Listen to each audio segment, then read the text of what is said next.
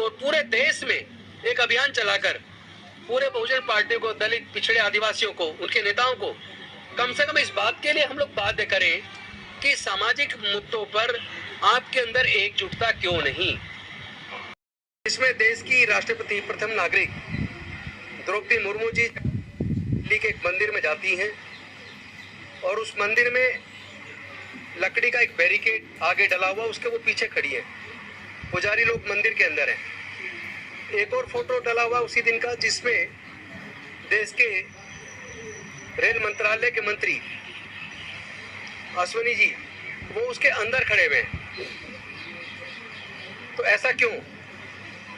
इसी तरह की सूचनाएं पहले भी मिली थी जब पूर्व राष्ट्रपति रामनाथ कोविंद जी जगन्नाथपुरी या पुष्कर के मंदिर गए तो उनको मंदिर में प्रवेश नहीं करने दिया। मैं पूछना चाहता हूं कि मंदिर में जाने पर अगर दलितों का, आदिवासियों का, पिछड़ों का अपमान होता है तो फिर अपमान कराने के लिए वो क्यों जाते हैं? आम व्यक्ति है, मजदूर है, किसान है, तो भी उसी तरह का अपमान, और राष्ट्रपति बन जाए तो भी उसी तरह का अपमान। हम देख रहे हैं कि उत्पीड़न की घटनाएं खत्म होने का नाम नहीं ले रही हैं। आम मजदूर के साथ, आम किसान के साथ तो अन्याय होता ही है, शोषण होता ही है। हमारी बहन बेटियों की इज्जत लूट के, बलात्कार करके हत्या होती है, वो रुकने का नाम नहीं ले रही है। उनके ऊपर कोई भी पॉलिटिकल पार्टी अपनी आवाज बुलंद नहीं करती है। आज भी चाहे मूंछ रखने पर हत्या हो, चाहे गड़ा छूने पर हत्या हो, चाहे चश्मा पहनने पर हत्या हो, चाहे घोड़ा खरीदने पर हत्या हो, लेकिन दलितों के, आदिवासियों के, पिछड़े वर्ग के लोगों के साथ उत्पीड़न खत्म होने का नाम नहीं ले रहा है। आम व्यक्ति छोड़िए, राष्ट्रपति बनने के बाद भी उनका जो अपमानजनक व्यवहार है वो खत्म होने का नाम नहीं ले रहा है।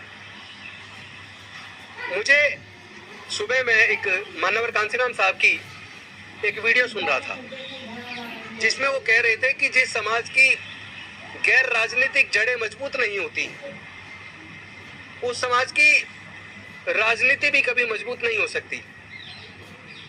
उस वीडियो को जब मैं सुन रहा था तो मुझे डॉक्टर बाबा साहेब अम्बेडकर की याद आई। उन्होंने भी कहा था कि जिस समाज की सामाजिक शक्ति कमजोर होती है उस समाज की राजनीतिक शक्ति भी कभी मजबूत नहीं हो सकती। आज हम देख रहे हैं, चाहे डॉक्टर बाबा साहेब अम्बेडकर के परपौत्र प्रकाश अम्बेडकर हो, चाहे बहन मायावती जी हो, चाहे साउथ के बीसी के पार्टी के तिरुमावलम जी हो, चाहे चंद्रशेखर आजाद हो, चाहे तेजस्वी यादव हो, चाहे अखिलेश यादव हो, या इस तरह के नीतीश जी सहित, स्टालिन जी सहित जितने भी बहुजन समाज के नेता हैं, मैं उन सबसे एक सवाल करना चाहता हूं। इस समाज का एक जिम्मेदार सिपाही होने के नाते, डॉक्टर बाबा साहेब अम्बेडकर जी का एक सिपाही होने के नाते, कि हमारे इतने सारे नेता होने के बावजूद और जनसंख्या में 88% होने के बावजूद हमारे लोगों के हक अधिकार के मुद्दे अभी भी पीछे क्यों हैं? अभी भी हमारी कोई सरकार अगर SC, ST या OBC का रिजर्वेशन उनकी संख्या के अनुरूप बढ़ाने का प्रस्ताव कैबिनेट में पास करती है और विधानसभाओं में पास करते हैं और उसके बाद राज्यपाल उसको रोक के बैठ जाते हैं, तो देश में राज्यपालों के अंदर इतनी हिम्मत अगर आ रही है तो कहां से आ रही है कि वो देश के संविधान के खिलाफ जाके अपनी मनमर्जी से किसी चीज को कैसे रोक सकते हैं? सरकार के किसी निर्णय को पुनर्विचार के लिए भेजना उनको अधिकार है, लेकिन रोक के रखने का उनको अधिकार नहीं है। क्या ऐसा तो नहीं है कि हम सामाजिक रूप से टुकड़े टुकड़े में बटे हैं?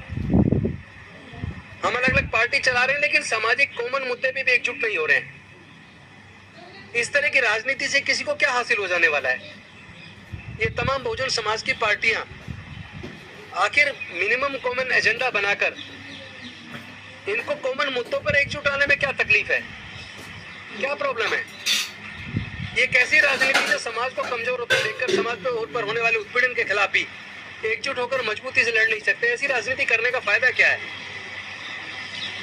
मुझे डॉक्टर बाबा साहेब अम्बेडकर जी की वो बात याद आती है जब वो कहते हैं कि ये मैं संसद और विधानसभाओं में राजनीति में प्रतिनिधित्व दे रहा हूँ, सरकारी नौकरियों में जज, engineer, doctor, collector, professor, scientist सहित तमाम नौकरियों में ऊंचे ऊंचे पद पर जाने का प्रतिनिधित्व दे रहा हूँ, तो अकेला मैं अगर ये हजारों साल की गुलामी तोड़ने में कामयाब हुआ तो जिस दिन हमारे समाज के पढ़े लिखे लोग जो विभिन्न ऊंचे ऊंचे पदों पर जाएंगे, या राज्यसभा, विधानसभा, लोकसभा के अंदर हमारे लोग जो जाएंगे, वो समाज की आवाज बनेंगे।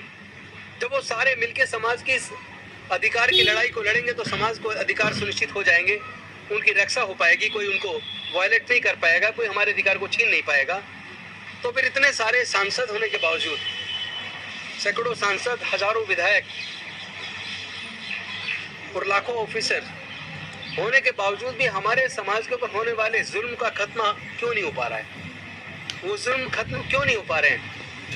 कभी 1975 में ट्राइबल सब प्लान बना, 1979 में शेड्यूल कास्ट कंपोनेंट प्लान बना, उसके बावजूद सरकारों की इतनी हिम्मत क्यों है कि इन वर्गों का वोट लेने के बावजूद उनको स्पेशल कंपोनेंट प्लान फंड के हिसाब से उनको प्लान फंड में एलोकेशन नहीं होता, और अगर होता है तो जो नॉन डाइवर्टेबल और नॉन लैप्सेबल होने के बावजूद वो लैप्स कैसे हो जाता है, डाइवर्ट कैसे हो जाता है, उस पर सरकारें संवैधानिक जिम्मेदारी से कैसे बच जाती हैं? और बचने के बाद हमारे सांसद, विधायक, मंत्री क्या करते हैं? क्या उनको इन सारे मुद्दों पर मिल के आवाज नहीं उठानी चाहिए?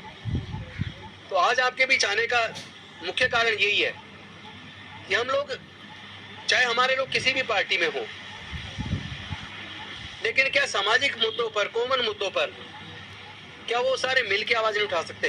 तो ये इस तरीके से धोखा हमारे लोगों के साथ हो रहा है। तो मैंने सोचा आज आप सबके साथ बात करूं और आज यहीं से एक एजेंडा हम लोग सेट करें और पूरे देश में एक अभियान चलाकर पूरे बहुजन पार्टी को, दलित, पिछड़े, आदिवासियों को, उनके नेताओं को कम से कम इस बात के लिए हम लोग बाध्य करें कि सामाजिक मुद्दों पर आपके अंदर एकजुटता क्यों नहीं।